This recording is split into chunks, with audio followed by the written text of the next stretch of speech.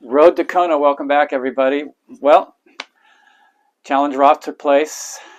Jan+Frodeno right there in the lead where he wanted to be off the bike, in the lead in the run, pulled out 3 kilometers in. His Achilles did not hold up.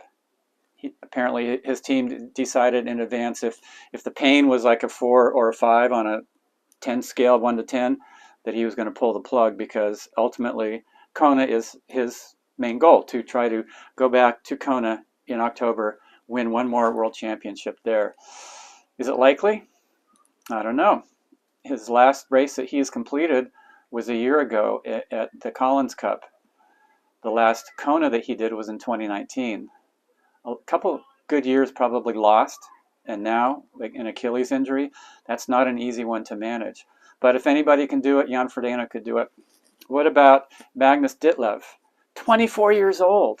The guy crushed. He set a course record on the bike.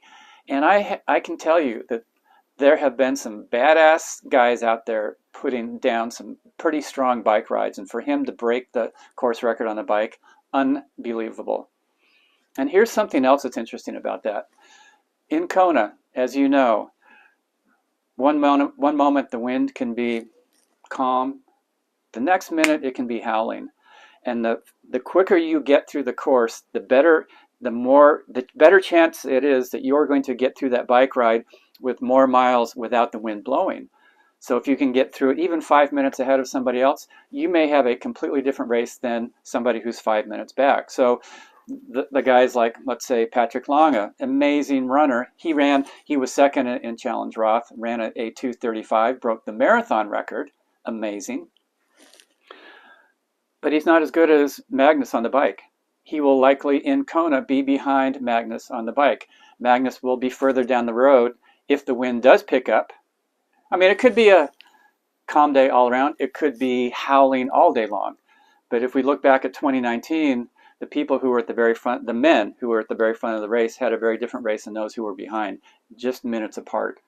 That's the way the wind can go in Kona. So you've got to look at Magnus+Ditlev and go, pretty impressive. What about third place? Rinaldo Colucci. He went sub 8 hours. Pretty good.